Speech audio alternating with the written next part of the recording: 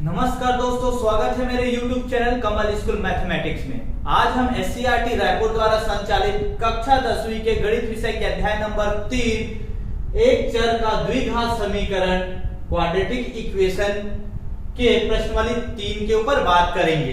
प्रश्नावली 3 को मैंने पिछले क्लास में प्रश्न नंबर 2 तक का सॉल्यूशन को बताया था। आज हम इस क्लास में प्रश्न नंबर 3 से आगे बढ़ेंगे। अगर आप प्रश्न नंबर 2 तक का सॉल्यूशन नहीं देखे होंगे तो उसको आप जरूर देखिए, मैं उसका लिंक इस वीडियो के डिस्क्रिप्शन में दे दूंगा।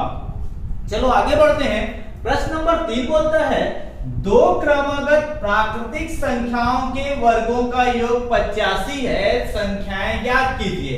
देखो, इसमें आपको समझना है कि क्रमागत क्या होता है। क्रमागत मतलब होता है लगातार एक के बाद एक। जैसे एक पहला 5 है तो दूसरा 6 आएगा जस्ट उसका बाद, ठीक है। अगर 10 है तो दूसरा क्या आएगा 11। तो क्रमागत होता है लगातार, ठीक है। प्राकृतिक संख्या मतलब प्राकृतिक संख्या नेचुरल नंबर होता है जो कि 1 से लेके अनंत तक की संख्याओं को प्राकृतिक संख्या बोलता है, जो 1 से स्टार्ट होता है, ठीक है। तो हमको इसको हल करते हैं, हमको ये नहीं पता कि प्राकृतिक दो क्रमागत प्राकृतिक संख्या क्या है। तो दो क्रमागत प्राकृतिक संख्या क्या है, मान लो माना दो क्रमागत प्राकृतिक संख्या पहला x है तो दूसरा क्या होगा, पहला x है तो दूसरा क्या होगा, एक ज्यादा होगा। जैसे एक 5 है तो उसके क्रमागत मतलब 5 के बाद 6, ठीक है। 10 है तो 11। तो मान लो ये x है तो दूसरा क्या होगा, x प्लस 1 होगा, ठीक है। पहला x है तो दूसरा क्या होगा, x प्लस 1। तो ये क्रमागत प्राकृतिक संख्या है, ठीक है। हमको नहीं पता क्या है तो वो पहला x है तो दूसरा क्या होगा, x प्लस 1। अब प्रश्नानुसार इसमें क्या बोल रहा है, देखो दो प्राकृतिक संख्याओं के वर्गों का योग, मतलब वर्गों का मतलब दोनों का स्क्वायर करना है, दोनों को वर्ग करना और उनको जोड़ना है। उसको योग करोगे कितना आना चाहिए, 85। मतलब ये बोल रहा है x का वर्ग, ठीक है, ये बोल रहा है प्लस x प्लस 1 का वर्ग, ठीक है, बराबर कितना है 85। ये प्रश्न में बोल रहा है उनके वर्गों का योग। देखो x है, x का वर्ग करना है और x प्लस 1 का वर्ग करना है और दोनों को क्या करना है, जोड़ देना है। तब क्या आएगा 85। अब इसको सॉल्व करते हैं हम लोग, ठीक है। इसको सॉल्व करेंगे, ये क्या आएगा x स्क्वायर। ये देखो इसको सॉल्व करने के तो फॉर्मूले नजर आ रहा है, a प्लस बी का होल स्क्वायर का फॉर्मूला क्या होता है, या तो आप इसको x प्लस 1 और x प्लस 1 ये 2 बार होगा, या तो दोनों को मल्टीप्लाई कर दो, या तो फॉर्मूले में सीधा पुट करके आप इसका सॉल्यूशन निकाल सकते हो। या तो जिसका मतलब x प्लस 1 का स्क्वायर का मतलब होता है x प्लस 1 और x प्लस 1 दोनों को मल्टीप्लाई करना है। तो मल्टीप्लाई करना आप लोगों को आता है, या तो फॉर्मूला क्या होता है, a का वर्ग मतलब क्या हो जाएगा, x का वर्ग, ठीक है, प्लस 2ab मतलब 2, a की जगह कितना है x है और b की जगह कितना है 1 है, ठीक है। उसके बाद प्लस क्या आता है, b का वर्ग मतलब 1 का वर्ग, ठीक है, बराबर 85। इसमें क्या फॉर्मूला लगाए हैं, a प्लस b का वर्ग का फॉर्मूला है a square plus 2ab plus b square. ये फॉर्मूले में डायरेक्ट रख के बना दिए हैं, ठीक है, डायरेक्ट रख दिए हैं। इसमें क्या होता है, देखो ये a का वैल्यू, ठीक है, a का वैल्यू कितना है, x है, ठीक है, x का वर्ग, फिर 2ab, a का वैल्यू x है, b का वैल्यू 1 है, ठीक है, प्लस 1 का स्क्वायर, ठीक है, ये b का स्क्वायर। तो ये हो गया x प्लस ये हो गया तो इक्वल टू 85 आया। अब इसको सॉल्व करते हैं हम लोग, ठीक है। इसको सॉल्व करेंगे, देखो दो x स्क्वायर कितना हो जाएगा 2x स्क्वायर, ठीक है, प्लस ये कितना होगा, गुणा होगा तो 2x होगा, ठीक है, प्लस 1, एक का स्क्वायर 1 और ये हो गया 85। अब देखो वर्ग समीकरण है ये, तो 85 को आप इधर ले आओ, ठीक है। 2x स्क्वायर प्लस 2x और 85 इधर आया तो क्या हो गया 1 माइनस 85 हुआ बराबर 0। तो ये क्या हो जाएगा 2x स्क्वायर प्लस 2x, ये कितना हो जाएगा, दोनों घटेगा तो माइनस 84 बराबर 0, ठीक है। अब ये देखो आप इसी को सॉल्व करके आप बना सकते हो, ठीक है। आप इसको ही, ये वर्ग समीकरण बन गया, आप यहां से भी इसको बना सकते हो। इसको कितने मेथड से आप बना सकते हो, कितने मेथड से? हमारे पास अभी तक आप दो मेथड पढ़े हैं अभी तक, कौन कौन सा? गुणनखंड विधि और पूर्ण वर्ग विधि। और तीसरा विधि है एक सूत्र विधि, उसको मैं इस प्रश्नावली के बाद बताऊंगा सूत्र विधि। तो इसको बनाने के तीन तरीके हैं, एक तो गुणनखंड विधि, पूर्ण वर्ग विधि और सूत्र विधि, ठीक है। तो उसको बनाना है हमको, तो इसको आपका ऊपर है कि आप कौन से फॉर्मूला किससे कौन से विधि से कौन से तरीके से बनाना चाहते हो, ठीक है। तो आप उससे बना सकते हो। अब यहाँ पर इसको और हम लोग छोटा कर सकते हैं, इसको यहां से तो आप बनाओगे तो आंसर आएगा ही आएगा, आप इसको और थोड़ा और छोटा कर सकते हो। कैसे कर सकते हो? आप इन सब में देखो दो कॉमन है तो दो को बाहर निकाल दो, या तो सब में दो को भाग दे दो या दो को कॉमन निकालो, एक ही बात है। दो को कॉमन निकालोगे कितना आएगा? इसमें से x स्क्वायर बचेगा, इसमें x बचेगा, फिर इसमें से दो को भाग दिए मतलब 2 चौक 8, ठीक है, 2 दूनी 4, 42 आया बराबर 0। अब ये दो इधर गुणा कर रहा है, उधर जाएगा तो भाग करेगा, 0 के साथ 2 को भाग देंगे तो कितना आएगा? 0 ही आएगा। तो क्या बचा हमारे पास? x की घात 2 धन x ऋण 42। आप यहां से भी सॉल्व कर सकते हो, और आप इसको लेकर भी आप हल कर सकते हो और इसको भी लेके हल कर सकते हो। इसको लेके हल करोगे थोड़ा ज्यादा आपको गुणा करना पड़ेगा, इसको लेके करोगे तो और आसानी से हो जाएगा। दोनों में से बनेगा ही, दोनों का आंसर एक ही आएगा। इसको और सरलता हम लोग लिख दिए। तो आप इसको बनाने के कितने तरीके? 3 तरीके, ठीक है। तीनों में से आप कोई भी एक तरीका का उपयोग करके बना सकते हो। तो मैं ज्यादा प्रेफर करता हूं गुणनखंड विधि, उसमें थोड़ा दिमाग लगाना पड़ता है, बाकी छोटा बनता है, ठीक है। तो उस आप लोग भी इतना प्रैक्टिस कीजिए कि गुणनखंड विधि आप लोग से अच्छे से बन जाए। अगर नहीं ऑप्शन है तो आपके पास तो गुणनखंड विधि रहेगा, पूर्ण वर्ग विधि रहेगा और सूत्र विधि रहेगा। सूत्र विधि बहुत इजी है, केवल सूत्र याद होना चाहिए, उससे बन जाएगा। तो आप किसी से भी बना सकते हो इसको, ऐसा नहीं है कि इसको किसी एक से बनाना है, कोई भी मेथड का उपयोग करके आप इसको सॉल्व कर सकते हो। तो गुणनखंड विधि से क्या बताया था मैं कि एक, अगर आप गुणनखंड विधि नहीं देखे होगे उसको देखना जरूर। उसका पहला पार्ट पे मैं बताया हूं गुणनखंड विधि, उसका लिंक भी इस वीडियो के डिस्क्रिप्शन में दे दूंगा, आप उसको देखकर आप सीख सकते हैं कि कैसे सॉल्व किया जाता है। तो a का c के साथ गुणा होगा, 1 का 42 से गुणा होगा, क्या हो जाएगा? 42 आएगा, ठीक है। उसके बाद इसका भाज्य गुणनखंड निकालते हैं, 42 का कितना आएगा? 2 दूनी 4, 2 एकम 2, फिर ये 3 सत्ते 21, 7 एकम 7। अब हमारे पास क्या बच गया? 2, 3 और 7। इसका उपयोग करके कितना लाना है? एक तो ये देखो 3 दूनी 6 और ये 7, ठीक है।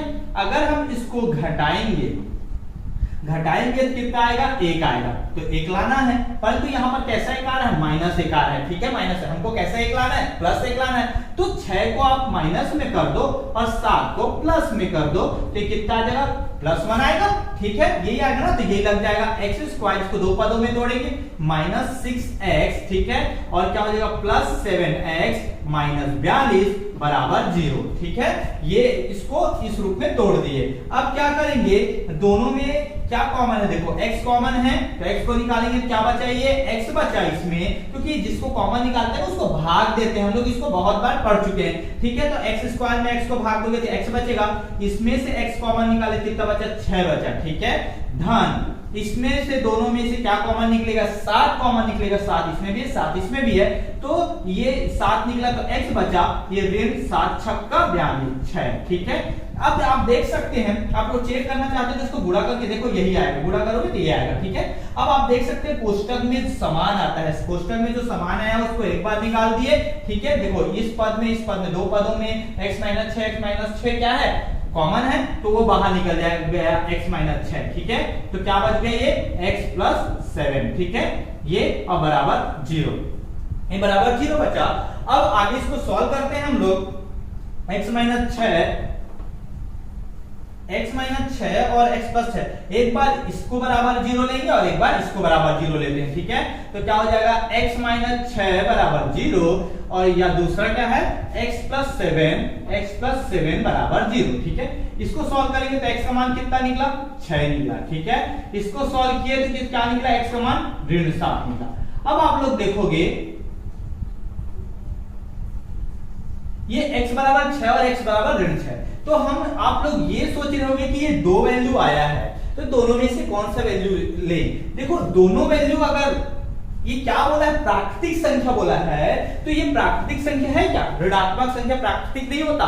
प्राकृतिक संख्या क्या होता है? 1 से लेके इंफिनिटी तक होता है, मतलब जो पॉजिटिव में होगा ना 1 से लेकर, वही प्राकृतिक संख्या होता है। तो ये प्राकृतिक संख्या है, ठीक है 6, और ये ऋणात्मक है, तो ये तो प्राकृतिक संख्या नहीं है, तो वो x बराबर ऋण 7 नहीं होगा। उत्तर x बराबर 6 होगा क्योंकि ये प्राकृतिक संख्या है। तो आप लोग इसको यहां पर लिख सकते हो x बराबर ऋण 7 प्राकृतिक संख्या नहीं है, लिख सकते हो आप लोग x बराबर ऋण 7 प्राकृतिक संख्या नहीं है। और आंसर में क्या होगा, x बराबर 6, मतलब पहली संख्या क्या है, पहली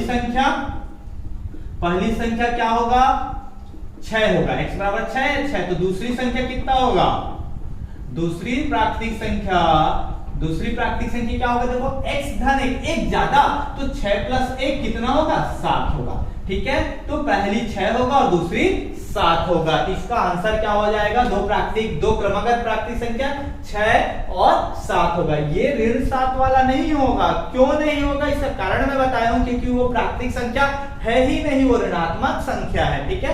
तो इसका आंसर कितना आएगा, 6 और 7 आएगा।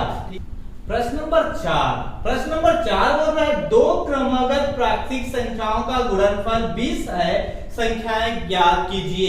ये प्रश्न नंबर 3 के जैसा है, बस इसमें क्या बोल दिया, गुणनफल 20 है, ठीक है। तो उसको सॉल्व करते हैं। माना दो क्रमागत प्राकृतिक संख्या क्या है, एक को x मानो और दूसरा क्या है x प्लस 1, ठीक है। अब प्रश्न के अनुसार क्या बोल रहा है, दो क्रमागत प्राकृतिक संख्याओं का गुणनफल। इसमें क्या बोला, उनका गुणनफल बस बोल दिया है, ठीक है, दोनों का गुणा x इंटू क्या है x प्लस 1 बराबर कितना है, 20 है, ठीक है। तो x का x प्लस 1 के साथ गुणा करना है, ठीक है। तो क्या होगा, x की घात 2, इसका गुणा यहां होगा, कितना x की घात 2 धन 1 का x के साथ होगा तो x होगा बराबर 20। ये वर्ग समीकरण बना, ये 20 इधर प्लस है, 20 को इधर ले आओ तो क्या हो जाएगा, x की घात 2 धन x ऋण 20 बराबर 0। ये वर्ग समीकरण बन गया, एक वर्ग समीकरण बन गया। अब इसको कैसे सॉल्व करते हैं, 3 तरीके, एक गुणनखंड विधि, पूर्ण वर्ग विधि और सूत्र विधि। जो सूत्र विधि को मैं अगले प्रश्न वाले में बताऊंगा कि कैसे सॉल्व किया जाता है, तो आप उसको सीख जाओगे तो आप इसको किसी भी तरीके से बना सकते हो, ठीक है। तो हम लोग गुणनखंड विधि से बनाते हैं, ठीक है। ये पहले क्या करेंगे, 1 का गुणा 20 के साथ करेंगे तो 20 आएगा। अब उस 20 का क्या करते हैं हम लोग, भाज्य गुणनखंड निकालते हैं। 2 दहम 20, 2 पंचे 10 और 5 एकम 5। हमारे पास क्या क्या बच गया, 2 2 और 5, ठीक है। हमको कितना लाना है, एक, उसको 2 पदों में तोड़कर, इसको 2 पदों में तोड़ना है, ठीक है। तो 2 पदों में तोड़ेंगे क्या हो जाएगा, देखो 2 दूनी 4 और 5 एकम 5, ठीक है। तो 4 और 5 हुआ, इसको अगर जोड़ोगे कितना हो जाएगा, 9 हो जाएगा। अगर घटाओगे तो कितना आएगा, -1 आएगा। परंतु यहाँ पर क्या लाना है हमको, +1 लाना है। तो 5 को तो बड़ा लिखना पड़ेगा, प्लस में लिखना पड़ेगा, तो -4 कर दो 4 को, और 5 को प्लस में कर दोगे, क्या हो जाएगा, ये कितना आएगा, +1। मतलब 5 में से 4 को घटाओगे कितना आ जाएगा, 1 आ जाएगा। तो आप उसको ऐसा लिख सकते हो, -4x + 5x, ठीक है, 5x ऋण 20 बराबर 0। हम लोग इस पद को 2 भागों में बांट दिए हैं, 2 पद में, ठीक है। अब इसमें से दोनों में से क्या कॉमन है, x कॉमन है, तो इसमें से x निकलेगा तो x बचेगा, इसमें से x निकला क्या बचा, 4, ठीक है। तो ये धन, इन दोनों में 5 एकम 5, 5 और 20 ये है, तो इसमें से 5 को बाहर निकाल दो तो क्या बचेगा, इसमें से x बचेगा, ठीक है। इसमें से 5 को बाहर निकाल मतलब 5 का भाग दे रहे हो, तो 20 में 5 को भाग दोगे तो 5 और 20, ये ऋण आएगा, ऋण 4 बराबर 0, ठीक है। आप गुणा करके देखोगे तो यही आ जाएगा। अब देखो ये कोष्टक में बराबर है, कोष्टक वाले को एक बार लिख दो, या तो उसको कॉमन निकाल दो कोष्टक वाले को, और जो बच गया क्या, इस पद में x बचा और इसमें क्या बचा, धन 5 बचा बराबर 0। अब क्या करना है आपको, एक बार x ऋण 4 बराबर 0 लेना है, और एक बार क्या, x धन 5 बराबर 0। तो x बराबर कितना आया, देखो ऋण है तो उधर गया तो धन, x बराबर 4 आया, और ये क्या आया, x बराबर कितना आया, ऋण 5 आया, ठीक है। तो आप बताओ ये कौन सा लोगे, इसको लोगे कि इसको लोगे, ठीक है। इसको लेंगे क्योंकि ये निगेटिव है, ऋणात्मक संख्या है, तो प्राकृतिक संख्या नेचुरल नंबर तो ऋणात्मक नहीं हो सकता, तो ये तो नहीं होगा। ऋण 5 प्राकृतिक संख्या नहीं है, लिख देना, ठीक है। उसके बाद क्या आएगा, x बराबर 4, ये प्राकृतिक संख्या है, तो दो पहली प्राकृतिक संख्या क्या होगा, पहले प्राकृतिक संख्या कितना होगा, 4 होगा, तो दूसरी कितना होगा, दूसरी प्राकृतिक संख्या क्या होगा, x धन 1 मतलब क्या होगा, x धन 1 क्या होगा, 4 धन 1 बराबर कितना आएगा, 5। तो पहला कितना है, 4 है, और दूसरा कितना है, 5 है, तो इसका आंसर क्या आएगा, 4 और 5। मतलब अभिष्ट प्राकृतिक संख्या क्या है, 4 और 5, दो प्राकृतिक संख्याओं को प्राप्त हुए, 4 और 5। ये नहीं होगा, समझ में आया ना, क्यों नहीं होगा, इसका कारण। तो ये इसका सॉल्यूशन है प्रश्न नंबर 4 का, बहुत बहुत बहुत इजी है, आप लोग इसको आसानी से बना सकते हो, ठीक है। अब आगे बढ़ते हैं हम लोग प्रश्न नंबर 5 की ओर। प्रश्न नंबर 5 बोल रहा है, दो संख्याओं का योग 48 तथा उनका गुणनफल 432 है, तो संख्याएं ज्ञात कीजिए। तो इसमें से दो संख्याएं, तो दोनों, ये क्वेश्चन को हम लोग इसको बताने से पहले एक बात बता दूं, इस क्वेश्चन को हम लोग एक मेथड और से सॉल्व कर चुके हैं। जब मैं आप लोगों को पढ़ाया था दो चरों का रैखिक समीकरण, तो ये क्वेश्चन आया था इस टाइप का, उसको हम लोग दो वेरिएबल लेके सॉल्व करते थे, और उस समय मैं बोला था कि इसको हम लोग बिना फॉर्मूले के उपयोग से एक वेरिएबल, एक चर की सहायता से हम इसको हल कर सकते हैं। तो उसको कैसे हल करना है अभी मैं बताता हूं आपको, इसको कैसे सॉल्व करेंगे। देखो, एक चर लेकर हम लोग दो चर से बना चुके हैं, इसको दो चर राशि लेके x और y लेके इसको सॉल्व कर चुके हैं, परंतु इसको हम लोग किससे बनाएंगे, एक चर वाले राशि से बनाएंगे। तो कैसे बनाएंगे, देखो, दो चरों का योगफल 48 है, तो यहां से आपको, यहां से या तो यहां से आपको निकालना पड़ेगा, ठीक है, वैल्यू। तो यहां पर मान लो, माना पहली संख्या क्या है, पहली संख्या x है, ठीक है। तो दूसरी संख्या को भी ना x के रूप में ही लिखना है, तो दूसरी संख्या क्या होगा, आपको x के ही रूप में लिखना है। फिर कैसे, आप यहां से लेना चाहते हो, तो देखो दोनों का योग, मान लो पहली और दूसरी, दोनों का योग कितना है, 48, ठीक है, 48। पहली संख्या x है, तो दूसरी कितना होगा निकालना है आपको, तो दूसरी कितना होगा, 48 माइनस x, ठीक है। 48 में से x को आप घटा दोगे, कितना आएगा, दूसरी संख्या 48 माइनस x, ठीक है। तो ये आ गया दूसरी संख्या, दोनों का योग कितना है, 48 है, तो एक को x मान लो, तो दूसरा क्या हो गया, 48 माइनस x, इधर प्लस है तो उधर जाएगा, क्या हो जाएगा, माइनस हो जाएगा, ठीक है। अब प्रश्नानुसार, प्रश्न के अनुसार, प्रश्नानुसार, ठीक है, बोल रहा है, अब यहां इसका तो निकल गया, अब यहां उनका योगफल 432 है, मतलब इन दोनों का योगफल कितना है, 432। पहली संख्या x और दूसरी संख्या क्या है, 48 माइनस x का योगफल कितना है, 432, ठीक है। अब इसको गुणा कर दो, ये प्रश्न में बोला है ना, दोनों का योगफल इतना है, ठीक है। अब गुणा करोगे कितना होगा, 48x माइनस x स्क्वायर, ठीक है, x की घात 2, और ये कितना हो जाएगा, बराबर 432। अब देखो, इसको या तो इन सबको उधर पक्षांतर कर दो, या तो फिर इसको इधर ले आओ। आप लोग ज्यादातर कोशिश कीजिएगा कि जो x की घात 2 है ना, वो हमेशा धनात्मक में हो, तो आपसे आसानी से बन जाएगा। अगर ऋणात्मक में भी रहेगा तो आंसर बनेगा, बाकी धनात्मक में रखने की कोशिश करना, ठीक है। ऋणात्मक में भी रहेगा तो उसका आंसर आएगा, वही आंसर आएगा, ठीक है, गलत नहीं आएगा। फिर भी हम लोग इसको धनात्मक में करते हैं, तो इन सबको उधर पक्षांतर कर देते हैं, क्या हो जाएगा, इधर 0 बच जाएगा, इधर आएगा 432, ठीक है, ये प्लस में हो जाएगा, x की घात 2, और ये हो जाएगा किसमें, माइनस में, प्लस है इधर तो उधर जाएगा तो माइनस 48 है।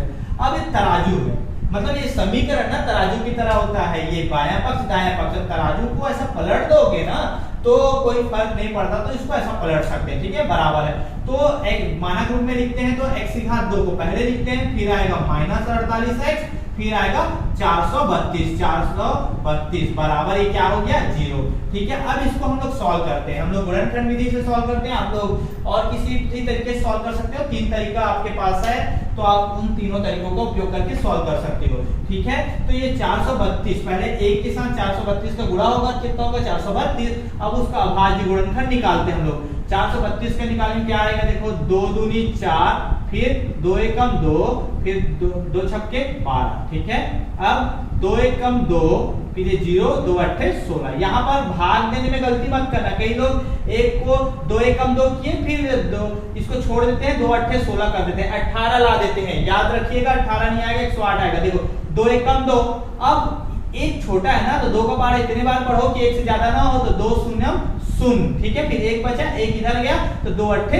16। ये इसको ध्यान रखिएगा, ये हमेशा 18 ला देते हैं कई बच्चे। ठीक है, 2 पंचे 10, फिर आएगा 2 चौक 8, फिर 2 दूनी 4 और 2 सत्ते 14। ये किससे जाएगा, 3 से, 3 या 27, 3 या 9, 3 एकम 3।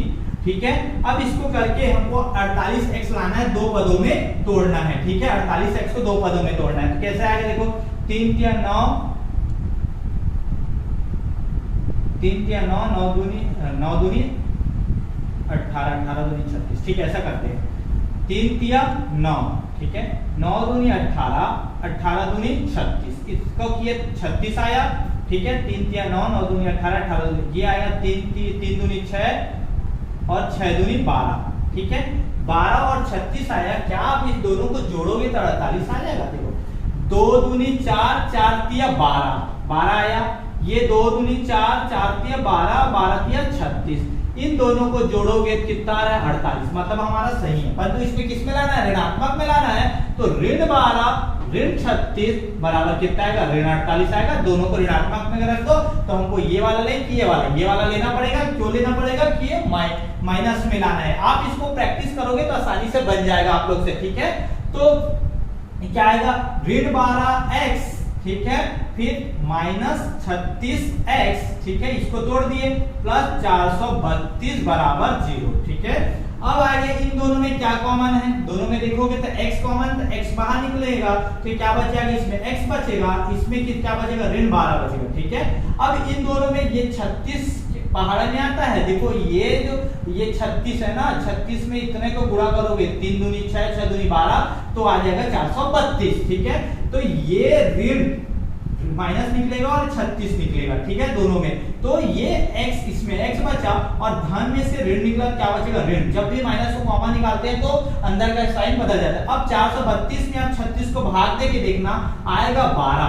ठीक है, 432 में 36 को भाग दोगे मतलब 36 निकलेगा 432 से, तो कॉमन तो क्या निकलेगा, 12 बचेगा बराबर 0। आपको अगर दिक्कत जाएगा ना, तो आपके पास ये पूरा रहेगा, आप वहीं से बता सकते हो। देखो इतना तो 36 हो गया, यहां तक पूरा 36 हो गया। अब जो बच गया ना, वही उसका आंसर होगा। 3 दूनी 6, 6 दूनी 12, तो आप भाग दोगे तो 12 ही आएगा। आपको भाग देने की जरूरत नहीं पड़ेगा, आप यहीं से आप निकाल सकते हो कि कितना आएगा यहां से। ठीक है, अब यहां देखो x माइनस 12 दोनों में कॉमन है, तो x माइनस 12 को बाहर निकाल दो, तो क्या बचेगा, इसमें से x बचेगा और इसमें क्या बचेगा, 36 बचेगा बराबर 0। ठीक है, तो ये क्या हो जाएगा, x माइनस 12 बराबर 0, और क्या हो जाएगा, x माइनस 36 बराबर 0। ठीक है, तो ये क्या हो जाएगा, x बराबर 12 आएगा एक आंसर, और ये क्या आ जाएगा, x बराबर 36। ठीक है, इसमें x बराबर 12 और x बराबर 36 आया,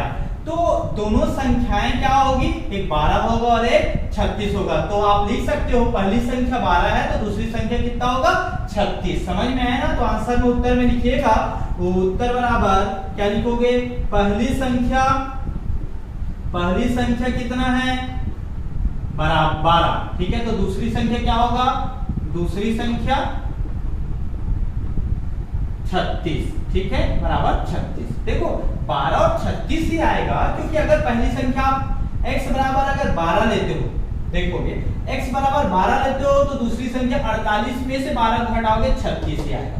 अगर आप x बराबर 36 लेते हो, x बराबर 36, तो दूसरी संख्या क्या आएगा, 48 में से 36 को घटाओगे क्या आएगा, 12। मतलब दो संख्याएं जो है ना, आप ऐसा लिख सकते हो, दो संख्याएं क्या होगी, 12 और 36। ठीक है, 12 और 36। अगर 12 पहली संख्या आएगा तो दूसरा 36 आएगा, पहला 36 है तो दूसरा 12, मतलब दो संख्याएं 12 और 36 हो गए, तो ये इसका आंसर है। ठीक है, अब आगे बढ़ते हैं हम लोग प्रश्न नंबर 6 की ओर। प्रश्न नंबर 6 बोल रहा है एक समकोण त्रिभुज का क्षेत्रफल 165 वर्ग मीटर है। यदि समकोण त्रिभुज के शीर्ष लंब की लंबाई उसके आधार भुजक से 7 मीटर अधिक है तो शीर्ष लंब की लंबाई ज्ञात कीजिए। इसका मतलब ये बोल रहा है एक राइट एंगल ट्रायंगल दिया है, ये त्रिभुज है। ठीक है, ये दिया गया है। ठीक है, मान लो ए बी और सी एक त्रिभुज है जिसमें एक दोनों इसका क्षेत्रफल, इसका एरिया कितना दिया है 165 वर्ग मीटर। यदि समकोण मतलब ये 90 डिग्री का होगा कि लंबाई, उसकी लंबाई, ये लंबाई है, ये लंबाई है। ठीक है, शीर्ष लंब की लंबाई, ये शीर्ष लंब है। ठीक है, उसकी आधार भुजा से 7 मीटर अधिक है। मान लो आधार भुजा कितना, ये x है, मानो x है, तो उसकी शीर्ष लंब की लंबाई कितना होगा, आधार भुजा से कितना होगा 7 अधिक, तो ये कितना हो जाएगा x धन 7। ठीक है, तो आप ऐसा लिख सकते हो हल, माना आधार कितना है, आधार, इसका आधार कितना है x बराबर x, ये मीटर में तो x मीटर। ठीक है, और शीर्ष लंब की लंबाई, ठीक है, की लंबाई कितना होगा, इससे 7 अधिक, तो x धन 7 अधिक में जोड़ना है, 7 अधिक है बोल रहा है 7। ठीक है, x धन 7 मीटर। ठीक है, तो अब उनका क्षेत्रफल 165 वर्ग मीटर है। मतलब आपको जानना पड़ेगा समकोण त्रिभुज का क्षेत्रफल क्या होता है, तो प्रश्नानुसार, ठीक है, क्या बोला है, समकोण त्रिभुज का क्षेत्रफल, समकोण त्रिभुज का क्षेत्रफल कितना दिया है, समकोण त्रिभुज का क्षेत्रफल कितना दिया है 165 वर्ग मीटर, ये दिया है। ठीक है, तो समकोण त्रिभुज का क्षेत्रफल का सूत्र होता है 1/2 गुणा आधार गुणा ऊंचाई। ऊंचाई क्या है इसमें, शीर्ष लंब। ठीक है, शीर्ष लंब, ये किसका सूत्र होता है, समकोण राइट एंगल ट्रायंगल का एरिया का फॉर्मूला होता है ये, मतलब समकोण त्रिभुज का क्षेत्रफल का सूत्र होता है 165 इधर पहले से है। ठीक है, अब क्या हो जाएगा 1/2, आधार कितना है x है और शीर्ष लंब कितना है x + 7 है। ठीक है, बराबर 165।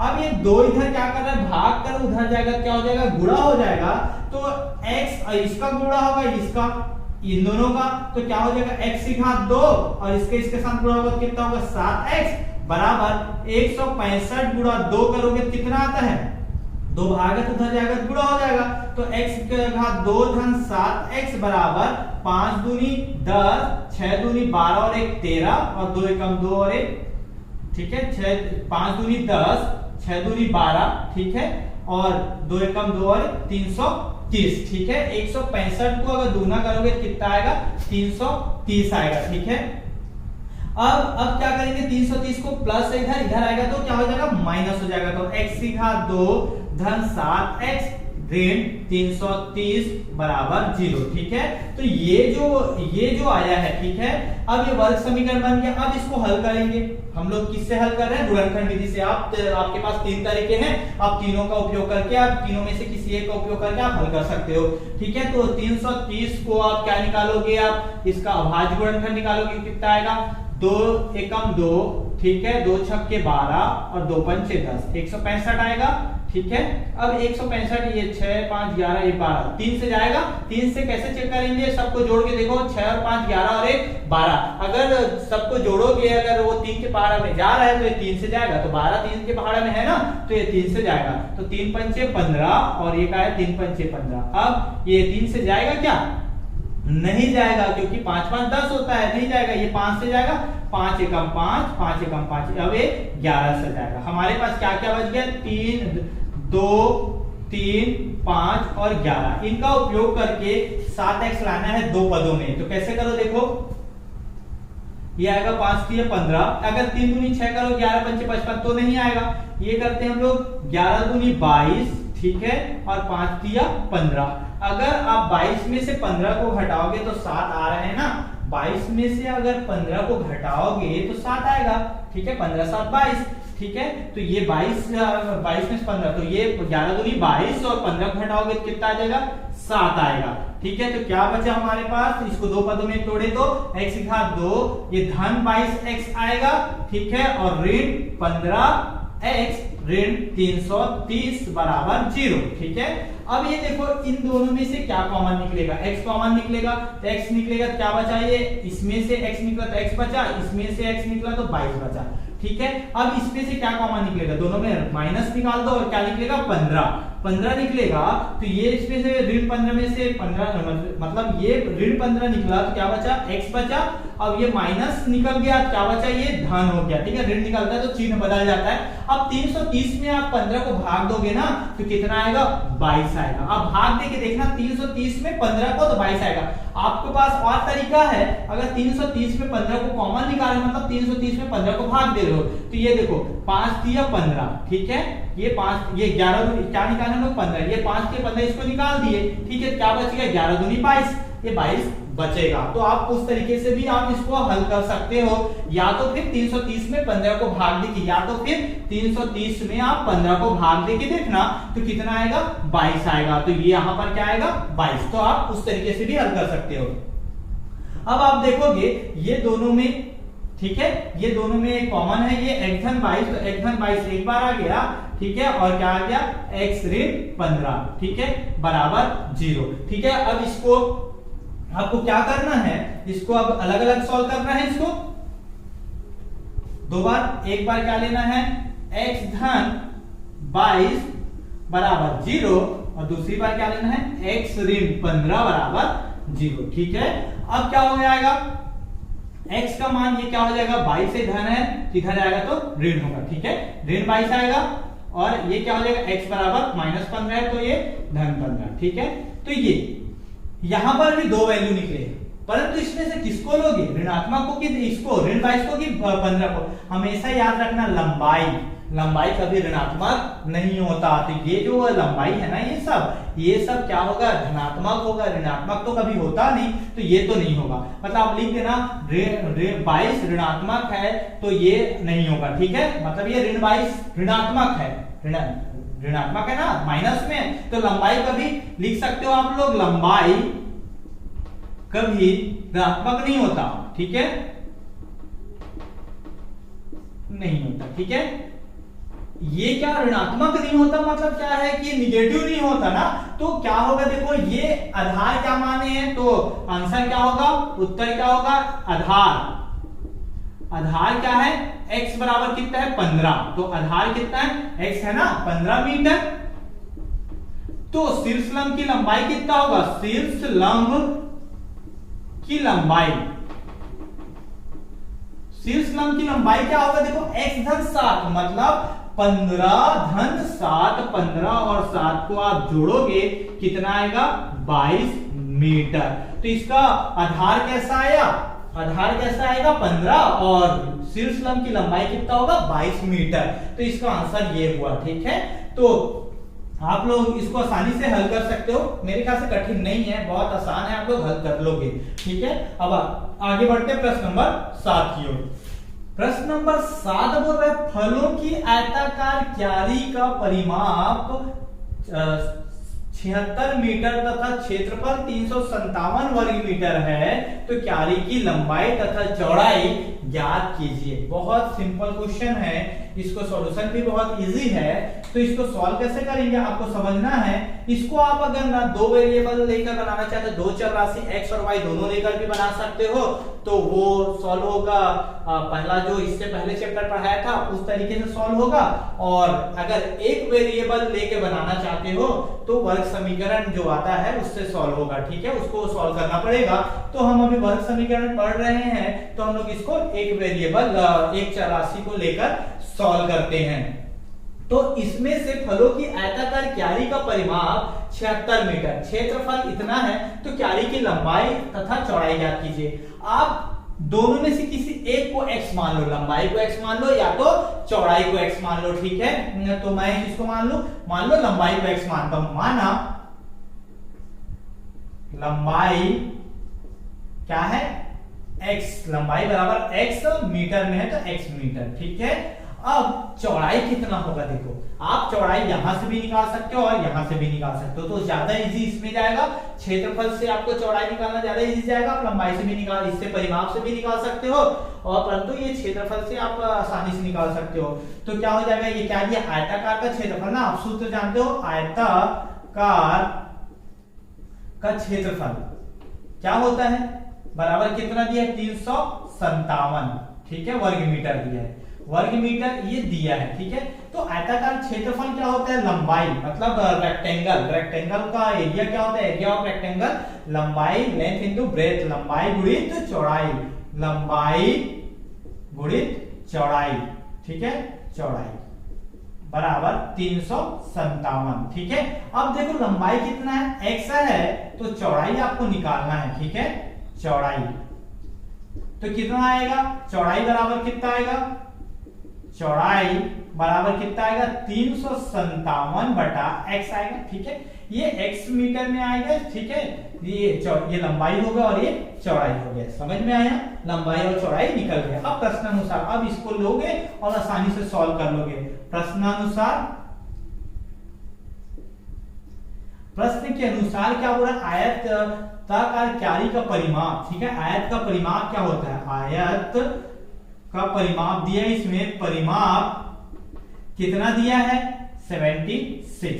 परिमाप मतलब होता है पैरामीटर, ठीक है। ये जैसे ये आयत है रेक्टेंगल, इसका परिमाप क्या होगा, सभी भुजाओं का योग होगा, ये चारों का जो बॉर्डर है ना उसका प्लस होगा, ये क्या कहलाता है, परिमाप। तो उसको परिमाप का एक फॉर्मूला, आप या तो सभी को लेंथ, ठीक है, फिर ब्रेथ, फिर लेंथ को क्या कर, लेंथ फिर ब्रेथ को जोड़ दोगे तो एक फॉर्मूला, ये तो सभी का योग है ना, तो इसका फॉर्मूला निकलता है, इसको फॉर्मूले के रूप में भी बना सकते हैं, 2 इंटू लंबाई, ठीक है, और ये चौड़ाई, ठीक है, ये फॉर्मूला बन जाता है किसका है, आयत का परिमाप का एक फॉर्मूला हुआ।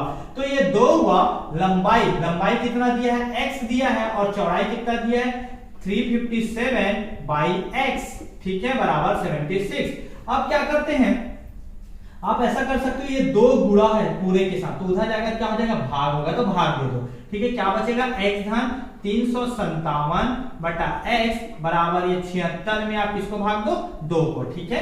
अब इसको सॉल्व करेंगे, नीचे में कुछ नहीं, एक इसको कैसे सॉल्व करते हैं, क्रॉस मल्टीप्लिकेशन करो नीचे का, तो ये गुणा करोगे कितना हो जाएगा, x की घात 2, अब इसका गुणा इधर करोगे तो 357, ठीक है, और नीचे का गुणा तो x आएगा। इसको हल करने का तरीका है ये शॉर्टकट। अब इसको करोगे 2 एकम 2, 2 तिया 6, 2 अट्ठे 16, कितना आया, 38, ठीक है, 38 आया। अब ये x भाग है, उधर जाएगा क्या हो जाएगा, गुणा हो जाएगा, तो x की घात 2 धन 357 बराबर क्या हो गया, 38x। अब इसको क्या करो, पक्षांतर वर्ग समीकरण में इधर ले आओ, तो x की घात 2 ये क्या हो जाएगा, ऋण 38x, धन है तो इधर आएगा तो ऋण हो जाएगा, और 357 बराबर 0, ये हुआ। अब इसको सॉल्व करने, वर्ग समीकरण बन गया, इसको आप 3 तरीके से सॉल्व कर सकते हो। तो एक तरीका हम लोग गुणनखंड विधि से सॉल्व कर रहे हैं, तो उसी से करते हैं, तो क्या हो जाएगा, x की घात 2 ऋण 38x, ठीक है, उसके बाद क्या है, 357 है बराबर 0, ठीक है। अब इसको तोड़ते हैं, किसको, 38x लाना है, 38x को 2 भागों में तोड़ेंगे, उसके लिए 1 का मल्टीप्लाई किया 357 से, कितना है, 357। अब इसको हम लोग अभाज्य गुणनखंड निकालते हैं। आप लोग देखोगे किससे जाएगा, 5 3 8, 8 और 7 15, मतलब 3 से जाएगा, ठीक है, 3 एकम 3, ठीक है, ये आएगा 3 एकम 3, फिर 2 आएगा 3 नियम 27, ठीक है, 3 से भाग दिया तो 119 आएगा। अब ये 119 किससे भाग जाएगा, 7 से जाएगा, ये 7 3 से जाएगा नहीं, 9 और 2 11, 3 से नहीं जाएगा, ये 4 से भी नहीं जाएगा, 5 से भी नहीं, और 3 और 2 से जा ही नहीं रहे, 6 से भी नहीं जाएगा, ये 7 से जाएगा, 7 एकम 7, ये 4 है, 7 सत्ते 49, ठीक है, और ये 17 एकम 17, हमारे पास क्या आया, 3 7 और 17।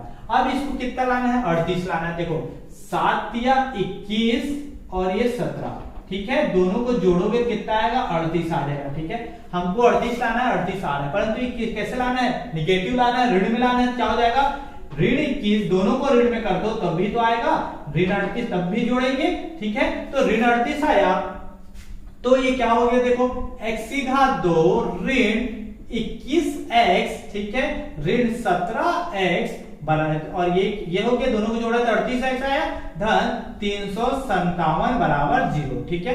अब आप इसको सॉल्व करोगे, दोनों में से क्या कॉमन निकलेगा, x कॉमन निकलेगा, तो क्या बचा इसमें x, ये ऋण क्या बचा 21, इसमें से x निकला तो 21। अब इसमें से ऋण निकलता है ऋण 17 कॉमन निकलेगा, तो इसमें ऋण निकला तो x बचा, ये धन का क्या हो जाएगा, ऋण हो जाएगा, क्योंकि ऋण निकला। अब 357 में आप 17 को भाग दोगे, क्या बचेगा, आप लोग यहीं से चेक कर सकते हो, 21 बचेगा, ठीक है। 357 में 17 को कॉमन निकालोगे, आप भाग दोगे ना, तो 21 बचेगा, क्योंकि दोनों समान आना चाहिए। अगर आप ऐसा नहीं करना चाहते, 357 में 17 को भाग देके देखो 21 आएगा, या फिर मैं यहाँ पर एक तरीका बताया था, 17 को भाग दे रहे हो ना आप लोग, 17 को भाग दे रहे हो तो इसको आप बाहर निकाल रहे हो, ठीक है, 17 को, तो क्या बच गया, आप 3 सत्ते 21, तो यहाँ पर 21 ही बचेगा। तो आप लोग ऐसा करके आसानी से आप लोग भाग भी दे सकते हो। देखो दोनों में क्या हो जाएगा, x ऋण 21 कॉमन है, ठीक है, और इसमें क्या बच गया x, और इसमें क्या बच गया 17, ठीक है, और ये बराबर 0। तो ये इसको अलग अलग कर देंगे, x ऋण 21 बराबर 0, और क्या आएगा x ऋण 17 बराबर 0, ठीक है। तो क्या आएगा, x बराबर 21 और x बराबर 17, ठीक है। तो यही इसका आंसर है, परंतु इसमें से लंबाई कौन है, चौड़ाई कौन है, दिक्कत है, ठीक है, लंबाई और चौड़ाई पूछा है, ठीक है। तो इसमें 21 और 17, एक तो लंबाई है और एक चौड़ाई, परंतु इसमें आप कैसे लेना, अगर इसको लंबाई x बराबर लंबाई है ना, x बराबर ये भी लंबाई है और ये भी लंबाई है, हमारे पास 2 लंबाई है, तो इसका आंसर में लिखना उत्तर पहला, ठीक है, इसमें 2 आएगा। यदि लंबाई बराबर क्या आएगा, लंबाई बराबर 21 मीटर है, इसको ले रहे हैं, लंबाई 21 ले रहे हैं, तो चौड़ाई कितना होगा, चौड़ाई कितना होगा, देखो 357 में 21 को भाग देना, 357 में आप 21 को भाग दोगे, चौड़ाई निकाल रहे हैं ना, कितना आएगा, 17 आएगा, 17 मीटर। दूसरा, अगर यदि इसको अब लंबाई लेते हैं, लंबाई बराबर 17 मीटर है, ठीक है, तो चौड़ाई कितना आएगा, 357 में आपको ये 357 में x को भाग देना पड़ेगा, मतलब 17 को क्या आएगा, 21 मीटर, ठीक है। तो इसका 2 आंसर आया, अगर लंबाई 21 मीटर होगा तो चौड़ाई कितना होगा, 17 मीटर, अगर लंबाई 17 मीटर है तो चौड़ाई कितना होगा, 21 मीटर। ये प्रश्न नंबर 7 का सॉल्यूशन है। तो प्रश्न नंबर 8 से लेके प्रश्न नंबर 12 तक का सॉल्यूशन मैं अपने नेक्स्ट क्लास में आप लोग को बताऊंगा। इस क्लास में इतना ही, अगली क्लास में प्रश्न नंबर 8 से लेकर प्रश्न नंबर 12 तक का सॉल्यूशन रहेगा। अगर आपको ये वीडियो पसंद आया होगा तो आप मेरे चैनल को लाइक कीजिए, साथ ही अपने दोस्तों तक शेयर कीजिए ताकि उनको भी इसका लाभ मिल सके। साथ ही साथ अगर मेरे चैनल में आप नए हैं और अभी तक सब्सक्राइब नहीं किए हैं तो मेरे चैनल को आप सब्सक्राइब कीजिए और बेल आइकन को दबा दीजिए, ताकि जब भी मैं वीडियो बना के अपलोड करूं तो आप लोग तक पहुंच सके।